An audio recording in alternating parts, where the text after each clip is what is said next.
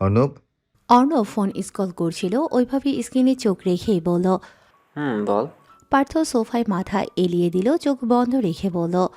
পুষ্পকে এখনো পছন্দ করিস? অর্ণব এবার ঘুরে তাকায় পার্থর দিকে, সন্দিহান গলায় বলল। হঠাৎ এই প্রশ্ন কেন?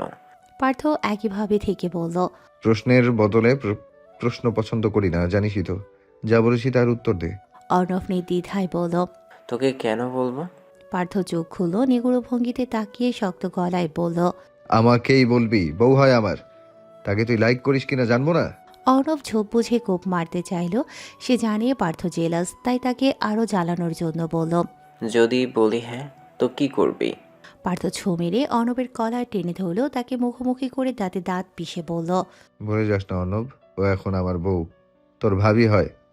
ওর দিক থেকে নজর সরিয়ে নে, নয়তো ভুলে যাবো তুই আমার বন্ধু। অর্ণবের কিছু এলো গেল না, সে হাসতে হাসতে বলল। তুই তো বউ বলে মানিস না ওকে, তাহলে আমি চান্স নিলে ক্ষতি কি? And you know, I like her. পার্থর আগে হিতাহিত জ্ঞান হারিয়ে অর্ণবের গালে থাপ্পড় মারল দাঁড়িয়ে, কলার ধরে টেনে দাঁড় করিয়ে বলল। অর্ণব, দূরে থাক ওর থেকে। যতদিন ওর প্রতি আমার কোনো অনুভূতি ছিল না, ততদিন তোকে কোনো কিছুতেই বাধাতেই নি, কিন্তু এখন। পার্থ থেমে গেল, অর্ণব গালে হাত রেখে বলল। এখন কি বল? এখন কেন বাধা দিচ্ছিস? ভালোবাসিস ওকে? পার্থ অর্ণবকে ছেড়ে বলল। হ্যাঁ বাসি, এতদিন ওকে দূরে ঠেলেছি তোর কারণে। আমাদের বিয়ের আগেই আমি জানতাম তুই ওকে পছন্দ করিস। আমি কিছু বলিনি, কারণ তুই নিতান্তই ভালো ছেলে। তোর সাথে ওকে দিতে আমার সমস্যা ছিল না। এরপর ও নিজে এসে আমাকে বলে ও আমাকে ভালোবাসে, তখনও ওকে ফিরিয়ে দিয়েছি, কারণ ওকে তোর ভালো লাগতো বলে। তারপর আমার বিয়ে হলো হুট করে, যার জন্য আমি সব দোষ পুষ্পকে দিয়েছি। আমার ধারণা ছিল ওই সবাইকে ভুলিয়ে ভালিয়ে বিয়েতে রাজি করিয়েছে। এরপর বারবার যখন ওকে দেখতাম তোর কথা মনে পড়তো, বিষয়টা বাজে লাগতো আমার কাছে। এই জন্য ওকে আরো দূরে ঠেলেছি, কিন্তু আমি জানি না কোন ডোরে আমি ওকে দূরে ঠেলেও দূর করতে পারছি না। এইটাকে কি ভালোবাসা বলে না? তোর জন্য যাকে ছাড়তে চেয়েছি, দূর করতে চেয়েছি, তাকে তোর সাথে দেখলে জ্বলে যায় আমার। I am jealous. I am not ready to share her with anyone. She is mind and always will be mind. তুই ভুলে যা ওকে অর্ণব, আমি ওকে ছাড়তে পারবো না। কক্ষ খানিকক্ষণ নিশ্চুপ হয়ে রইল। শোনা যাচ্ছে শুধু পার্থর রাগত ওঠানামা করা ভারী শ্বাসের আওয়াজ, বাইরে থেকে বিয়ে বাড়ির শোরগোলের আওয়াজও আসে। অর্ণব গালে হাত দিয়ে দাঁড়িয়ে, পার্থর কথাগুলো হজম করতে একটু বেগ পেতে হলো। যতই হোক সেও তো মানুষ, রোবট নয় যে কোনো অনুভূতি থাকবে না। অনুভূতি তো তার মাঝেও ছিল। দিন শেষে সে তো রক্তে মাংসে গড়া মানুষ, আল্লাহর সৃষ্টি। তার মাঝে সকল ধরনের অনুভূতি কাজ করে, সেক্ষেত্রে এতটুকু কষ্ট পাওয়া স্বাভাবিক। তবে এগুলো অর্ণব আমলে নেয় না। সে এখন অ্যাডাল্ট, তার সঠিক ভুল বোঝার মতো জ্ঞান আছে যে তার নয়, তার জন্য কষ্ট পেয়েও কোনো লাভ নেই, উল্টো আরও পাপ হবে। সে নারী এখন অন্য কারো স্ত্রী, সেই অন্য কেউটা আবার অর্ণবেরই প্রিয় বন্ধু। সেই হিসেবে বন্ধুর বউকে নিয়ে ভাবাটাও তো পাপ। কিন্তু মানুষ যে অনুভূতির কাছে পরাজিত, সেটা দমিয়ে রাখা মানুষের পক্ষে সম্ভব নয়। অর্ণব যথাসম্ভব চেষ্টা করল নিজেকে প্রস্তুত করার, বড় একটা শ্বাস টানল, গালে হাত রেখেই অভিমানী গলায় বলল। তাই বলে তুই মারবি প্রার্থ? তুই না ছাড়লে ছাড়বি না ওকে। আমি বলেছি নাকি ছাড়তে? আমি তো শুধু চান্স নিতে চেয়েছিলাম। কিন্তু যদি তুই ভালোবাসিস তাহলে আর কিছু করব না। তবুও যদি সামান্য একটু সুযোগ পায় তাহলে কিন্তু হাতছাড়া করব না। পার্থ কপালে আঙুল ঘষল, চোখ বুজে রইল কিছুক্ষণ, শান্ত স্বরে কঠোর কিছু বাক্য বলল। অর্ণব, তুই আমার ছোটবেলার বন্ধু। এতদিনও আমাদের সবার বন্ধুতে এতটুকু আজ পর্যন্ত লাগেনি। আমি চাই না এখানে কোনো দাগ লাগুক। পুষ্পর জন্য আমার যে অনুভূতি তৈরি হয়েছে সেটা হয়তো প্রকাশ করতে পারবো না কখনো, কিন্তু আমি তোকে ওর আশেপাশে দেখতে পারবো না। বন্ধু, তুই আমার হয়ে থাকবি, কিন্তু ওর থেকে দূরে থাকবি। কথাটুকু শুনে অর্ণবের ভালোও লাগলো, আবার একটু খারাপও লাগলো। ওই যে, সে তো মানুষ, এতটুকু খারাপ লাগবেই। এটুকু সয়ে নেওয়া যায়, সে একটু ভেবে বলল। আচ্ছা, সবই বুঝলাম, কিন্তু বন্ধু, তুমি প্রিন্সেসের মন কেমনে জয় করবা? তোরে ভাই আগেই বলেছিলাম, সময় থাকতে আগলে নে, সময় চলে গেলে পাবি না। এখন ওকে দেখছিস, তোর থেকে দূরে থাকতে চাই সব সময়। এখন কি করবে? পার্থ গম্ভীর স্বরে বলল। সেটা আমি বুঝে নেব, তোর ভাবার দরকার নেই। তুই তোরটা ভাব। 1 মাসের মধ্যে তোর বিয়ে। অর্ণব বোকা বনে যায়, হা করে তাকায় পার্থর দিকে, আশ্চর্য হয়ে বলে। আমার বিয়ে? হুম। আমার বিয়ে আমি জানি না, তুই জানিস? পার্থ বাঁকা হেসে জবাব দিল। সারা জীবন তো আর কুমার হয়ে থাকবি না। বিয়ে তো তোকে দিবই, তাহলে এখনই দেই, আমারও শান্তি হবে একটু। অর্ণব সন্ধিহান গলায় শুধালো। এক সেকেন্ড, আমার বিয়ে হলে তোর কি করে শান্তি হবে? পার্থ একই স্বরে বলল। তখন ঘরে তোর নিজের বউ থাকবে, আমার বউ নিয়ে আর ভাবতে পারবি না। অর্ণব চোখ মুখ কুঁচকে বলল। তোর বউকে নিয়ে ভাববো না আর। হ্যাঁ, কিন্তু বিয়ে এখন আমি করব না। আমাকে বিয়ে দেওয়ার স্বপ্ন ভুলে যা। পার্থ কনফিডেন্সের সাথে বলল। বিয়ে তো তোকে করতেই হবে। সন্ধ্যার একটু আগে এখনও কার্তিকের বিয়ের লগ্ন শুরু হয়নি। মানুষজন ঘুরে বেড়াচ্ছে, খাবার খাচ্ছে, নাচ গান করছে। পুষ্প আর প্রান্ত সুস্মিতার সাথে দেখা করে মাত্রই হলে এলো। প্রান্ত ছেলেটা সারাক্ষণ পুষ্পর হাত ধরেই ঘুরে বেড়াচ্ছে। এখন তারা প্রিয়াকে খুঁজছে। সে কখন বলো ওয়াশরুমে যাবে, এরপর আর খবরই নেই। কোথায় গেছে? এত মানুষের ভেতর ওকে তো খুঁজে পাওয়া যাচ্ছে না। এবার চিন্তা হচ্ছে পুষ্পর। প্রান্তর দিকে তাকিয়ে চিন্তিত গলায় বলল। প্রিয়া কোথায় গেল রে প্রান্ত? অন্তুকেও তো দেখছি না। প্রান্ত বলল। তুমি এখানেই থাকো, আমি ওদের খুঁজে নিয়ে আসি। তুই একা একা কোথায় খুঁজবি? আরে এটুকু জায়গা তো, আর আমি এখন বড় হয়ে গেছি, খুঁজে পাবো। দেখো তুমি বসো, তোমাকে ঘুরে ঘুরে খুঁজতে হবে না। এখানেই থাকো, ওদের পেলে আমি এখনই নিয়ে আসবো। না না, তোকে একা যেতে হবে না। তুই প্রান্ত পুষ্পের হাত ছাড়িয়েই দৌড় দিল, বলতে বলতে গেল। তুমি এখানেই থেকো। মানুষের মাঝে নিমিষেই হারিয়ে গেল সে। পুষ্প চিন্তিত হয়ে এদিক ওদিক তাকালো। ছেলেটা একা একা কেন গেল? বেশি চঞ্চল হয়ে গেছে আজকাল। কাউকে খুঁজছিলে বুঝি? হাজবেন্ড সাথে নেই, একা রেখে গেছে? আচমকা পেছন থেকে মেয়েলি কণ্ঠ ভেসে আসতেই পেছনে ঘুরে তাকালো পুষ্প। দেখল সমৃদ্ধি দাঁড়িয়ে। আজও শাড়ি পরেছে মেয়েটা। পুষ্পের প্রতিদ্বন্দ্বী মনে হচ্ছে তাকে। সৌন্দর্যে কারো থেকে কেউ কম নয়। সমৃদ্ধিকে দেখিয়ে পুষ্পের ভ্রু টান টান হয়ে গেল, বলল। ওহ, আপনি? সমৃদ্ধি হেসে বিদ্রুপের স্বরে বলল। অন্য কাউকে খুঁজছিলে নাকি প্রার্থকে খুঁজছিলে? সমৃদ্ধি বিদ্রুপের বিপরীতে হাসল পুষ্প, বলল তেজ নিয়ে। খুঁজলে খুঁজলাম, আমার স্বামী আমি খুঁজবো না তো কে খুঁজবে? তাকে খোঁজার তো মানুষের অভাব নেই। তা তো অবশ্যই, সেলিব্রিটি যে, গানের মানুষ, তাকে খোঁজার মানুষের অভাব হয় নাকি? শুধু কি গানের জন্য খোঁজে? কেউ কেউ তো আপন করে পাওয়ার জন্যও খোঁজে। পুষ্পর রাগ হলো, তবে সে রাগ প্রকাশ করল না। পার্থর প্রতি তার যতই ঘৃণা থাক, বর্তমানে সে তার স্বামী। ভালোবাসা কি নেই? অবশ্যই আছে। খুব ভালো সম্পর্ক না থাকলেও একটা সম্পর্ক আছে, সেটার মূল্য অনেক। যতদিন এই সম্পর্কটা আছে ততদিন ও এসব ছলাকলা মেনে নেবে না। সেও সমৃদ্ধিকে খোঁজা মেরে বলল। কিন্তু আফসোস, আপন করে পাওয়ার জন্য খুঁজেও যে আর লাভ হবে না। সে তো অন্যের জামাই হয়ে গেছে। এখন কিছু উটকো মেয়েরা যদি তাকে আপন করার লক্ষ্যে খুঁজতে যায়, তাহলে তাদের থেকে নির্লজ্জ এই দুনিয়ায় নেই আমার মতে। সমৃদ্ধি মুখ বাঁকিয়ে বলল। শোনো, তোমাকে একটা উপদেশ দেই। তুমি ভেবো না প্রার্থ তোমাকে সুখে রাখতে পারবে। তোমার থেকে বেশি আমি চিনি ওকে।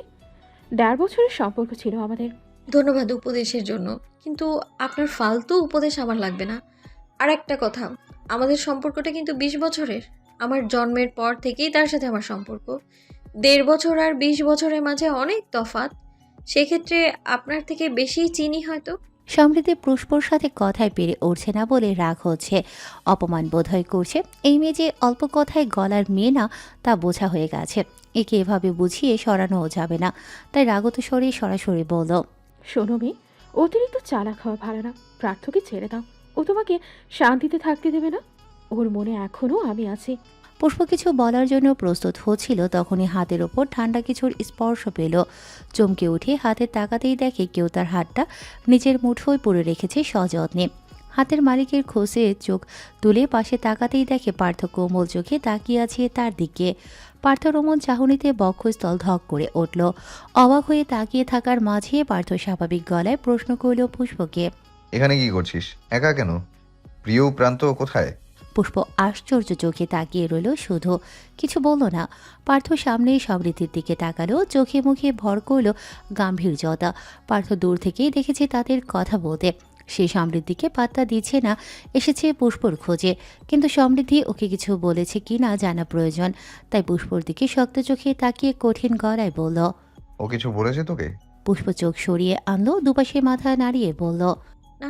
পার্থ সমৃদ্ধির দিকে তাকিয়ে চোয়াল শক্ত করে বলল। আগে একবার বলেছিলাম না ওর থেকে দূরে থাকবি? This is your last time. এরপর ওর আশেপাশে দেখলে আমার থেকে খারাপ কেউ হবে না।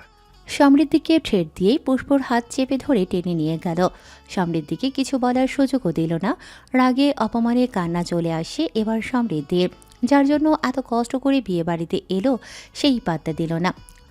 সুস্মিতা তাকে বিয়েতে দাওয়াত করেনি বলে বিভিন্ন ইমোশনাল কথা বলে নিজে থেকে দাওয়াত নিয়েছে চতুরতার সাথে। এসব কার জন্য? পার্থর জন্যই তো। কিন্তু কাজের কাজ কিছুই হলো না, উল্টো নিজেকে অপমানিত হতে হলো। এবার মনে হচ্ছে হাল ছাড়তেই হবে। পার্থর পুষ্পর প্রতি হাবভাব দেখে মনে হয় না সে পুষ্পকে ছেড়ে তাকে বিয়ে করবে কখনো। পার্থ পুষ্পের হাত ধরে টানতে টানতে নিয়ে যাচ্ছে। পুষ্প এতক্ষণ চুপ থাকলেও এবার হুঁশে এলো। পার্থর তো কোনো অধিকার নেই তাকে এভাবে ধরে নিয়ে যাওয়ার। অনেক তো সহ্য করলো, আর কত? পুষ্প হাত মুচড়ে বলল, ছাড়ুন আমায়। কোথায় নিয়ে যাচ্ছেন? হাত কেন ধরেছেন? ভালোই ভালোই বলছি, ছাড়ুন আমায়। হঠাৎ পার্থ তাকে জড়িয়ে টান দিয়ে কোথাও ঠেলে দিল। পিঠ গিয়ে ঠেকল দেয়ালে, তবে ব্যথা পেল না। পিঠের পেছনে পার্থর হাত থাকায় ব্যথা পেল না। ছোট্ট একটা কোণার মতো জায়গা, সেটা আবার পর্দা দিয়ে ঢাকা। ডেকোরেশনের জন্য যে পর্দা ব্যবহার করেছে সেটা দিয়েই ঢেকে গেছে জায়গাটা। এজন্য লাইটের আলো একটু কম এখানে। পার্থ পুষ্পের চোখে চোখ রেখে বলল, নয়তো কি করবি? আমি ধরবো না তো কে ধরবে তোকে?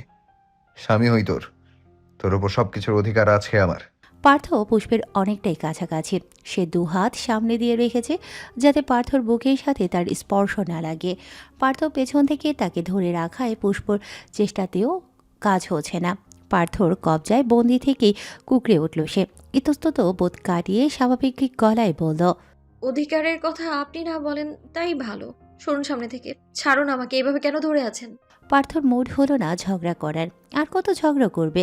এরকম প্রতিদ্বন্দ্বিত্ব থাকলে সত্যিই পুষ্প দূরে চলে যাবে। আর পার্থ এখন চায় না পুষ্প দূরে যাক। দূরে থেকে তো বুঝলো দূরে থাকা সম্ভব নয়। এবার না হয় একটু কাছাকাছি আসার গল্প হোক। রাগ সব মাটি চাপা দিয়ে নরম গলায় বলল। তো কিভাবে ধরবো বলে দে, সেভাবেই ধরবো। পার্থর কথায় পুষ্পর সন্দেহ জাগল। এরকম কথা বলার মানুষ তো পার্থ নয়। পুষ্প ভ্রুকুটি করে সন্দেহান গলায় বলল, আপনার সমস্যাটা কি? আমার সাথে এভাবে কথা বলার কারণ কি? হ্যাঁ, আমি তো দূরে চলে যাচ্ছি, তাহলে কেন কাছাকাছি আসছেন? অপমান করতে পারছেন না, পায়ে পা দিয়ে ঝগড়া করতে পারছেন না, এই জন্যই এমন ব্যবহার। পুষ্পর এতগুলো প্রশ্নের বিপরীতে পার্থ শান্ত গলায় বলল, তোর এমনটা মনে হয়? মনে হয় না, এমনটাই চাইছেন আপনি। পার্থ ডান হাতটা ধীরে ধীরে চলে গেল পুষ্পর বাঁকানো কোমরে। যদিও হাতটা শাড়ির ওপরেই রেখেছে, কিন্তু পুষ্পর মনে হলো পার্থর শক্ত চটা হাতটা তার শাড়ি ভেদ করে কোমরে ছুঁয়েছে। অস্বস্তি হলো ভীষণ। মেয়েলি সত্তা বাড়ি দিয়ে উঠল মস্তিষ্ক। অস্বস্তি কাটিয়ে পার্থকে সরিয়ে দিতে চাইলেও কিন্তু শক্তি আসছে না কেন যেন। পার্থ নিজের পুরুষালী হাত দ্বারা পুষ্পর কোমর নিজের আয়ত্তে আনলো। নিচু হয়ে মুখের সামনে মুখ আনলো। 1 ইঞ্চির দূরত্ব তাতে। পার্থর তপ্ত শ্বাস পুষ্পের মুখ জুড়ে ছড়িয়ে পড়ছে। মায়াভরা চোখে তাকিয়ে নেশালো কণ্ঠে বলল, তাহলে তাই, এমনটাই চাই। তোকে না জ্বালালে শান্তি পাচ্ছি না।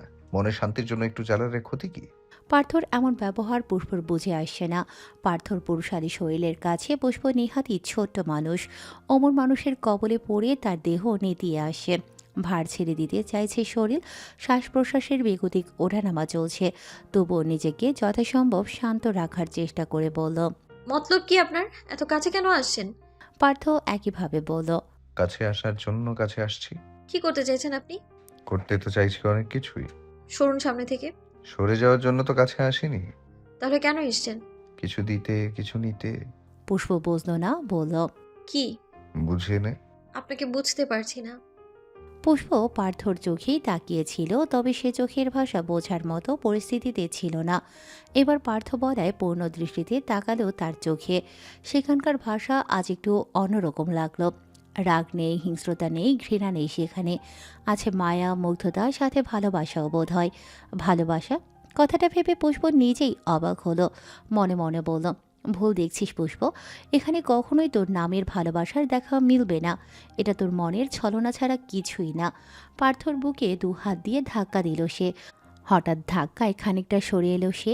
পুষ্প ঠান্ডা গলায় বলল, আমি জানি না আপনি কেন এমন ব্যবহার করছেন।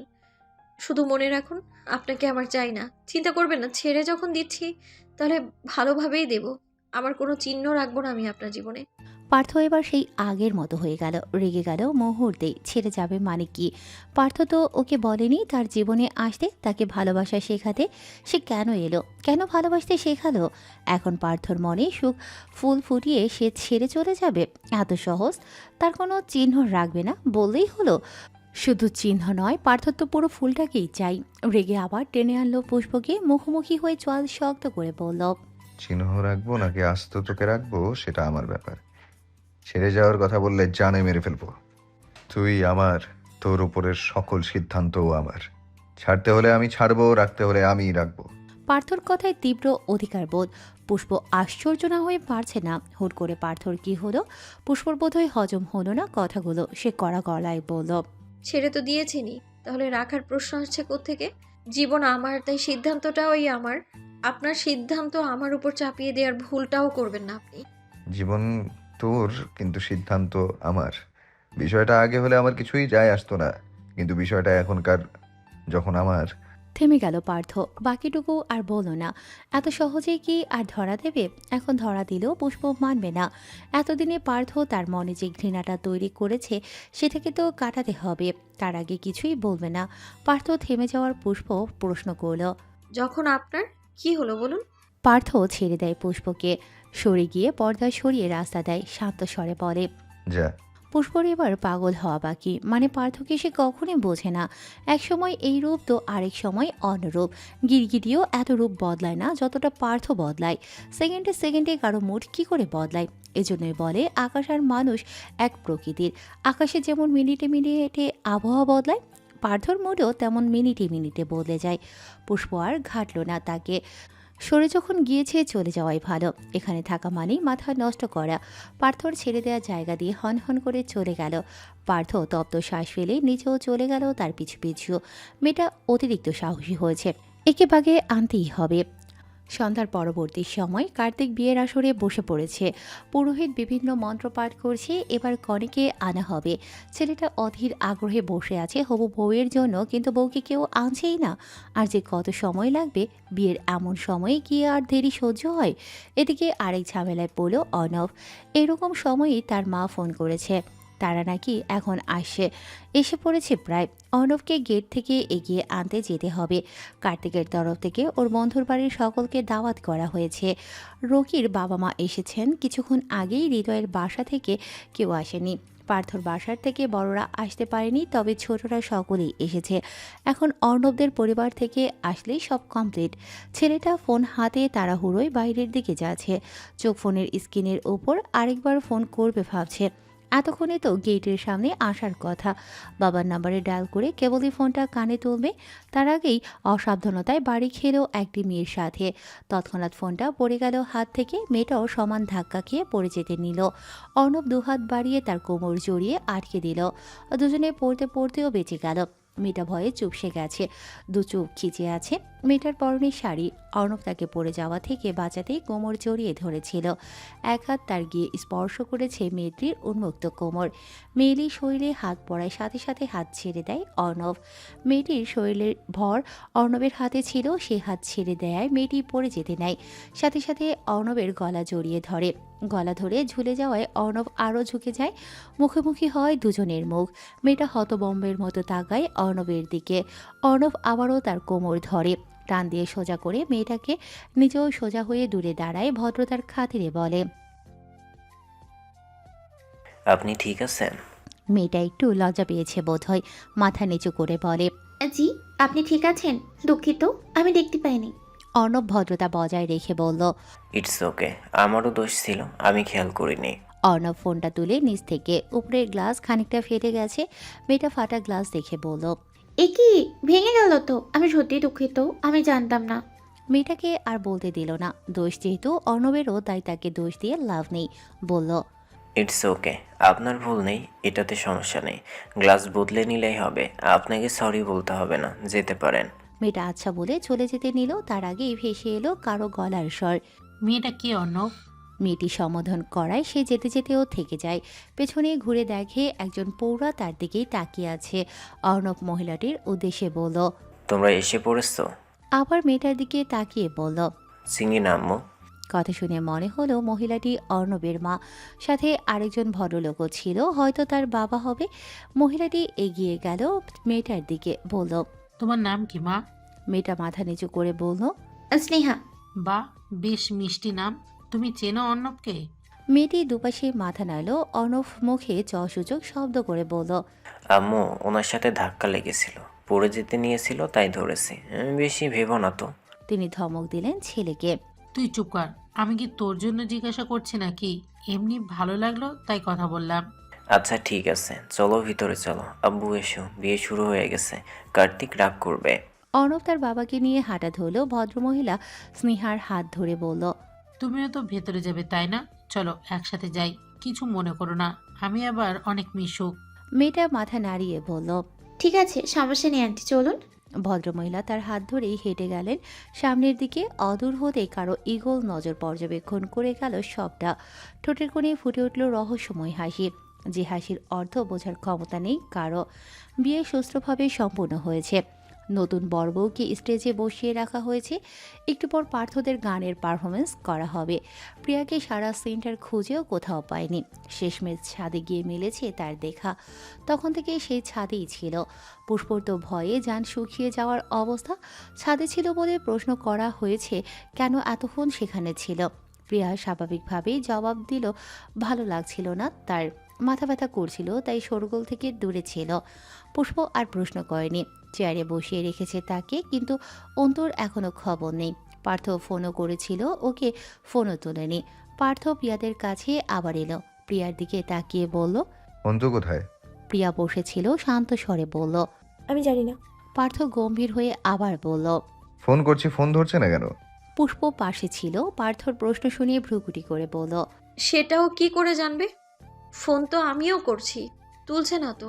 কোথায় গেল না বলে? বাসায় একটা ফোন করা দরকার। পার্থ পুষ্পর দিকে তাকিয়ে স্বাভাবিক গলায় বলল। প্রয়োজন নেই, আমি দেখছি। পার্থ যেতে নেয়, তখনই পেছন থেকে ডেকে ওঠে অন্ত। ভাই ফোন করেছি। একসঙ্গে সবগুলো চোখ বর্তালো অন্তর উপর। অন্তু চোখ মুখের বিধ্বস্ত অবস্থা, লাল লাল হয়ে আছে চোখ। প্রিয়া একবার ওর দিকে তাকিয়ে চোখ সরিয়ে নিল। পার্থ কড়া গলায় প্রশ্ন করল। কোথায় ছিলি? ফোন করছি, তুলছিস না কেন? অন্তু মাথা নিচু করে বলল। মাথা ব্যথা করছিল তাই বাইরে গিয়েছিলাম, আর ফোন সাইলেন্ট ছিল, এজন্য তুলতে পারিনি। পার্থ অন্তু প্রিয়াকে পরখ করে একই স্বরে বলল। তোদের দুজনের মাথা ব্যথা একসাথেই হলো? অন্তু তাকালেও প্রিয়ার দিকে, প্রিয়াও একই সময় তাকালেও। দুজন চোখাচোখি হতেই আবার চোখ সরিয়ে নিল। আজ তো সব জানে প্রিয়া, তাই আজ অন্তুর সব কিছুতেই অস্বস্তি হচ্ছে তার। এই যে পাশে দাঁড়িয়ে আছে তাতেও অস্বস্তি লাগছে। অথচ বিষয়টা আজকের আগে হলে 14 বার তাকে খোঁচা মারত। তবে আজ দুপুরের পর থেকে বিষয়টা ভিন্ন, অনুভূতিগুলোও ভিন্ন, সম্পর্কটাও ভিন্ন। আজ থেকে তাদের সম্পর্কে নতুন অদৃশ্য দূরত্ব সৃষ্টি হলো, যা আদৌ ঘুষবে কিনা জানা নেই কারো। অন্তকে চুপ দেখিয়ে পুষ্প বলল। তোরা দুজন কি করিস বুঝি না। মাথা ব্যথা করছে আমাকে বলতি, আমাকে বলে বাইরে যেতি, না বলে গেছে সে কখন, চিন্তা হয় না বুঝি? অন্তু মাথা নিচু করে বলল। সরি, বুঝিনি তোমরা চিন্তা করবে। পার্থ তারা দেখিয়ে বলল। ভালো না লাগলে প্রিয়া আর প্রান্তকে নিয়ে বাড়িতে যা, আমি আর পুষ্প পরে আসবো। পুষ্প পার্থর কথায় পাত্তা দিল না, মুখ কালো করে অন্তকে বলল। আমিও তোদের সাথে যাব। তোরা এখন যাবি বাসায়? প্রান্ত লাফিয়ে উঠল। না না, আমি যাব না এখন। আমি পার্থ ভাইয়ের গান শুনেই যাব। ঠিক আছে, তারপরে না হয় যাবো 4 জন। পার্থ ধমকালো পুষ্পকে। চুপ, তোকে আমি যেতে বলেছি। ওরা 3 জন যাবে, তুই আমার সাথে যাবি। আর কোনো কথা নয়, আমি এসে যেন সব কটাকে এখানেই পাই। হুকুম দিয়েই চলে গেল পার্থ। চুপচাপ মুখ গুজে বসে রইল 4 জন। ওদের গান শুনেই না হয়ে যাবে। তাছাড়া এত তাড়াতাড়ি গেলে কার্তিক ভাইও রাগ করতে পারে। লাইটস অফ, মানুষজন চুপচাপ বসে পড়েছে রাইডার্সদের পারফরমেন্স দেখার জন্য। কনসার্ট ছাড়াই গান হবে আজ, তবে আজ সেখানে কার্তিক নেই, সে বউয়ের সাথে বসে মজা নেবে শুধু। লাইট অফ ছিল, হুট করে কতগুলো অন হয়ে গেল। সেগুলোর আলো সরাসরি পার্থদের উপরে পড়েছে। এক সারিতে 4 জন বসে আছে টুলের ওপর। সামনে স্ট্যান্ড মাইক, পার্থর হাতে গিটার, সবার হাতে হাতে একটা করে বাদ্যযন্ত্র। প্রথমে গিটারে সুর তুলল পার্থ। অর্ণব, হৃদয়, রকির কপাল কুঁচকে গেল, কারণ তারা যে গানের প্রিপারেশন নিয়েছিল এটা সে গানের সুর নয়। রকি, হৃদয় অর্ণবের দিকে তাকিয়ে ভ্রু নাচালো। অর্ণব চোখ দিয়ে ইশারা করলো যাতে কিছু না বলে এখন। আবারও ইশারায় বোঝালো কিছু করিস না, ও যেটা তুলেছে সেটাই বাজা। ওরাও আর কিছু বলল না। পার্থ যে গানের সুর তুলেছে সেটাই বাজালো। এর মধ্যে গান শুরু করে দিল পার্থ। চোখ সরাসরি বসা পুষ্পর দিকে অটল রেখে গাইল। অরিজিৎ সিংয়ের পুরো গানটা গেয়ে থামল সে। চারিদিক থেকে ভেসে এলো হাততালির আওয়াজ। গান গাওয়ার পুরোটা সময় তার চোখের সামনে ছিল পুষ্প। একধানে সেদিকে তাকিয়ে গিয়েছে। ওরকম চাহনিতে পুষ্পর শির দ্বারা সোজা হয়ে যায়, বুকের ভেতরের উচাটন বেড়ে যায়। এমনিতেই পুষ্প পার্থর প্রেম তৃষ্ণায় বেকাবু। তার উপর এমন চাহনি সহজে হজম হয় না। এরকম করে তাকালে কি দূরে যেতে ইচ্ছে করে? গানের অর্থগুলো কেমন যেন মনে হলো তাকেই বলা হচ্ছে এগুলো। গানের প্রতিটা লাইনে প্রতিটা সুরে কেঁপে উঠছিল সে। লোমকূপ দাঁড়িয়ে যাচ্ছিল বারবার। ততক্ষণে তাদের আরেকটা গান শুরু হয়ে গেল। পুষ্পার বসে থাকতে পারল না, উঠে চলে গেল হরবার করে। পার্থদের মিউজিক পারফরমেন্স শেষ। সেখান থেকে বেরিয়ে খুঁজল পুষ্পকে। মেয়েটা প্রথম গান শুনেই চলে গেল। পার্থর এত রাগ হয়েছিল তখন, মন চাইছিল উঠে গিয়ে টেনে এনে চুপচাপ সামনে বসিয়ে রাখতে, কিন্তু এত মানুষের ভিড়ে তা করা সম্ভব নয়। এখন এদিক ওদিক খুঁজছে কিন্তু পাচ্ছে না। পেল প্রিয়া প্রান্তকে, ওদেরকে পাঠিয়ে দিল অন্তর সাথে। যদিও প্রিয়ার অন্তর সাথে যাওয়ার ইচ্ছে ছিল না, তবুও গেল। এখানে আর ভালো লাগছে না। আজ সারাটা দিন মেয়েটা মনমরা হয়েছিল। পার্থ ওদের জন্য উবার বুক করে দিয়েছে, কারণ গাড়ি একটাই এনেছে, আর সেটাতে করে পার্থ আর পুষ্প যাবে। উবার চলে এসেছে হলের সামনে। প্রিয়া প্রান্ত পেছনে উঠে বসলো। অন্তু হতাশ শ্বাস ছেড়ে সামনে উঠে বসলো। নীরবে বসে থেকেই চলল কিছুক্ষণ। অন্তু আর না পেরে ডাকলো প্রিয়াকে। প্রিয়া, এরকম কোমল মায়াভরা ডাকের বিপরীতে ভেসে এলো কাঠখোট্টা আওয়াজ। মামা গাড়ি জলদি চালান, বাসায় যাব। কার রাগ কার ওপর বর্তালো ঠিকই বুঝলো সে, তবুও হাল ছাড়ল না। পেছনে ঘুরে বলল। এমন কোনো করছিস আমার সাথে? সে উল্টো তেজি গলায় প্রশ্ন করল। তুমি জানো না কেন করছি? অন্তু চুপ হয়ে গেল। এরপর আর কি বলবে বুঝতে পারছে না। তাছাড়া প্রান্তর সামনে কিছু বলতেও চাইছে না। প্রান্ত ওদের দুজনকে একটু পরখ করে ভ্রু গুটিয়ে বিজ্ঞের ন্যায় বলল। ব্যাপার কি বলো তো, তোমাদের দুজনের আবার ঝগড়া হয়েছে? তোমরা তো দেখে আমার থেকেও বেশি ছোট। আমি স্কুলে আয়নার সাথেও তো এত ঝগড়া করি না। তোমরা সারাদিন কি করে ঝগড়া করো? প্রিয়া দিল ধমক। তুই চুপ থাক, ভালো লাগছে না। প্রান্ত রেগে বলল। তুমি অন্ত ভাইয়ের রাগ আমার উপর কেন ঝাড়ছো প্রিয়া আপু? অন্তু থামালো তাকে, শান্ত গলায় বলল। প্রান্ত, চুপচাপ বস, এত কথা বলতে হবে না তোকে। প্রান্ত রেগে মেগে চুপ হয়ে গেল। আজকাল ভালো কথারও কোনো দাম নেই। দুজনের রাগ দুজনেই তার উপরে উঠাচ্ছে। ও ছোট হতে পারে, কিন্তু ওদের রাগ নিজের উপর ফেলতে দেবে না। চুপ হয়ে রইল ছেলেটা। অন্তু আর কথা বলল না, চুপচাপ রইল সারাটা পথ। রাত প্রায় 2টা। বিয়ের সকল নিয়মকানুন শেষ।